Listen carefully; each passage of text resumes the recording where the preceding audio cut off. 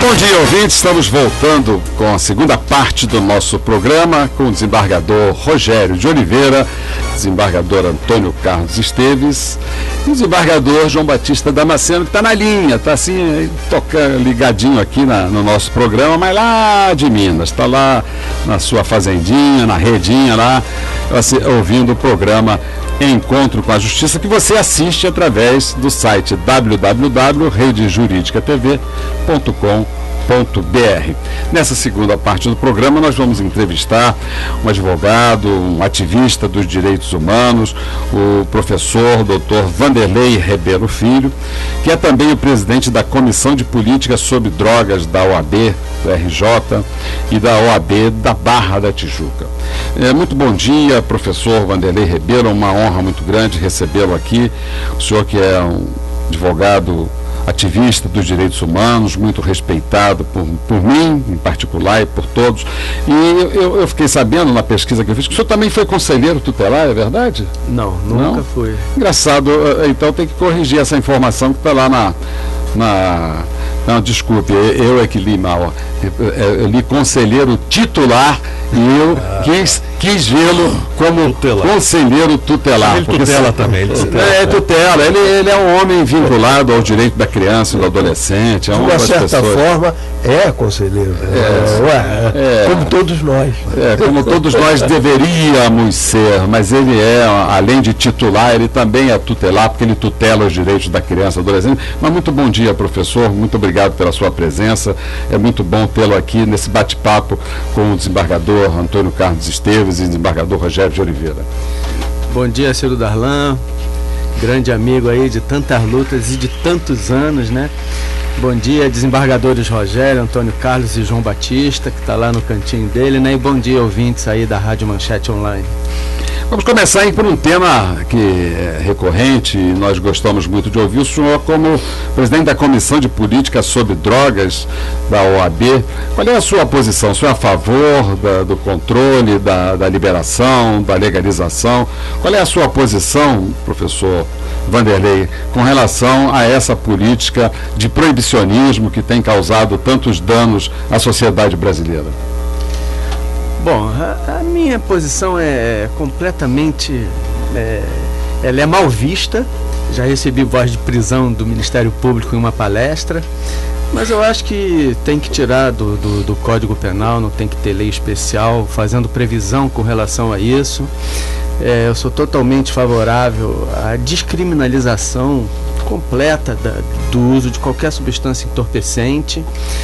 E eu acho que nós hoje vivemos até uma situação um pouco delicada com relação a isso, porque a nossa nova lei retirou a pena privativa de liberdade para os usuários de entorpecentes, e é mais ou menos uma armadilha para a garotada, né? O Ciro Darlan sabe bem disso, que eles acham que acabou, que não tem mais pena, não é mais crime, e não é isso que acontece, e eles continuam sendo detidos e às vezes são envolvidos como se traficantes fossem. Então eu acho que a lei foi boa, mas também preparou uma armadilha aí para a garotada, que conhece a lei como a lei do ai, ai, ai, né? Porque no máximo ela leva uma bronca da autoridade, do juiz, e não existe pena privativa de liberdade. Então eu acho que tinha que retirar de uma vez por todas isso da nossa lei penal. Isso é um caso de saúde, é um caso para a educação, não é para a polícia nem para o poder judiciário.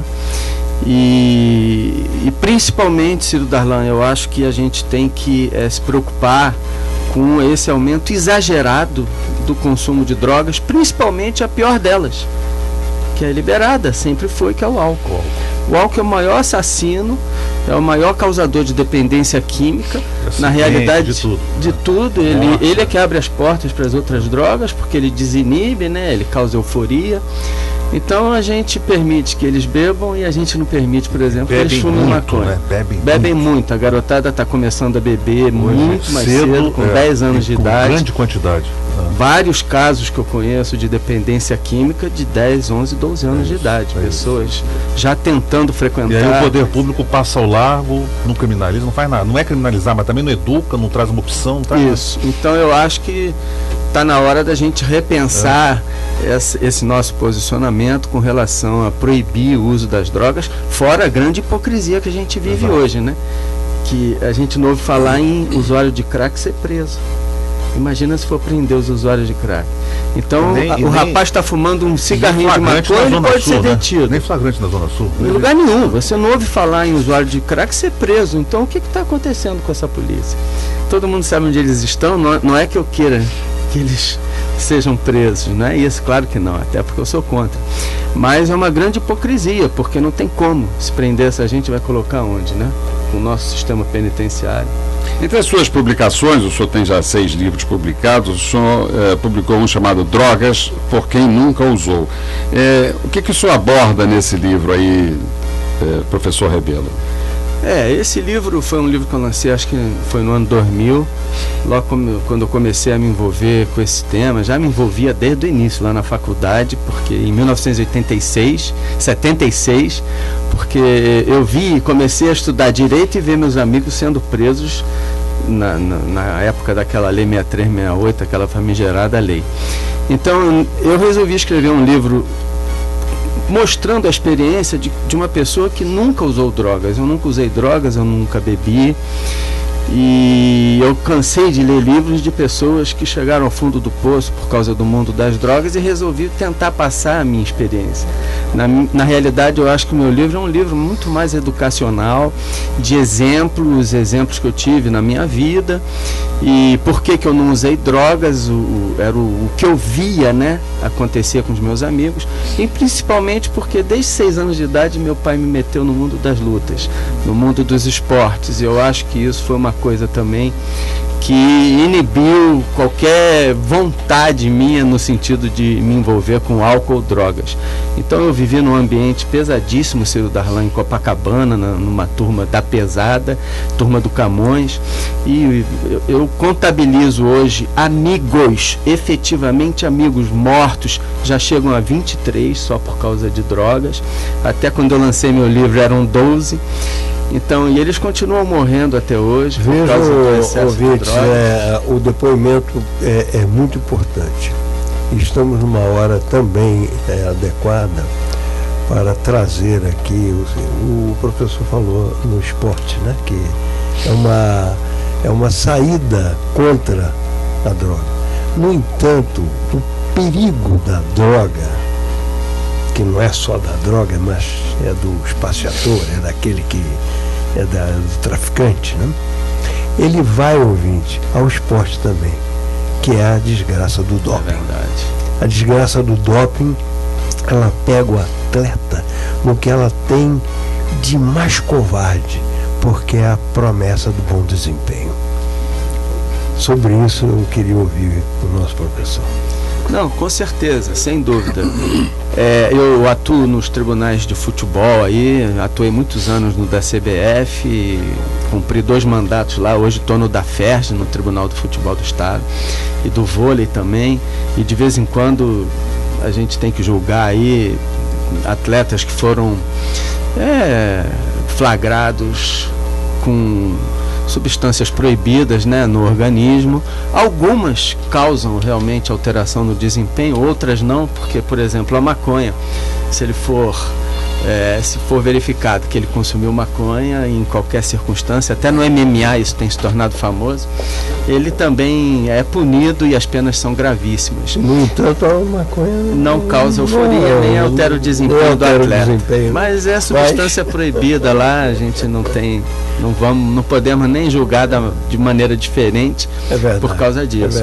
Mas eu sempre me vejo tentado a me fixar nesse problema das drogas quando altera o desempenho, que são os anabolizantes, esse troço todo.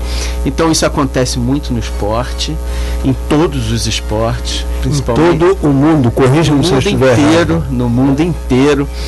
E basta ver o exemplo do MMA, que é um esporte que está crescendo no mundo todo. Toda hora tem alguém flagrado, o grande campeão aí, John Jones e outros.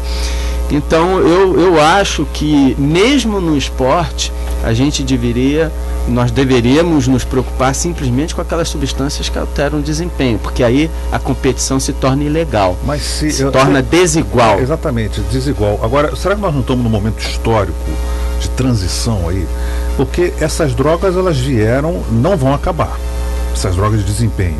Nunca. Se igualar o desempenho de droga, eu estou falando, tem uma pergunta meio assim arrojada até.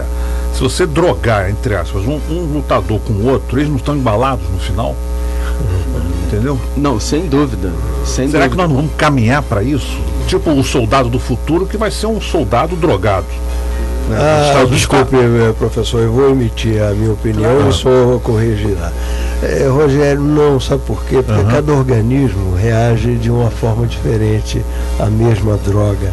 Nós teríamos que, para essa equiparação, nós teríamos que fazer um estudo da reação orgânica perante aquela droga para saber a quantidade que aplicar num e no outro. Ou seja, o desempenho pessoal próprio... Não vai alterar. Mas acaba sendo falso, acaba não sendo uma competição, acaba sendo uma competição química. É verdade. Eu acho que não.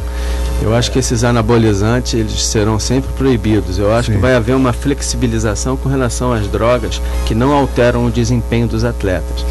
É claro que se você não pune. Se você deixar de punir quem usa maconha... É uma convivência milenar. Não, milenar e não vai acabar nunca. Não vai acabar nunca. Essa é a certeza que todos nós temos. Tanto que não vai acabar nunca, que eu tive fazendo uma palestra num grande evento recentemente, ano passado, aí veio o secretário nacional antidrogas, e nos últimos anos foram descobertas e criadas mais de 200 novas drogas sintéticas. Então, na realidade, em vez de estarmos acabando com as drogas, estão surgindo novas. Hoje em dia, a preocupação do Ministério da Saúde lá é estabelecer quais são as novas drogas proibidas. E é uma coisa que não vai chegar a lugar nenhum, nunca.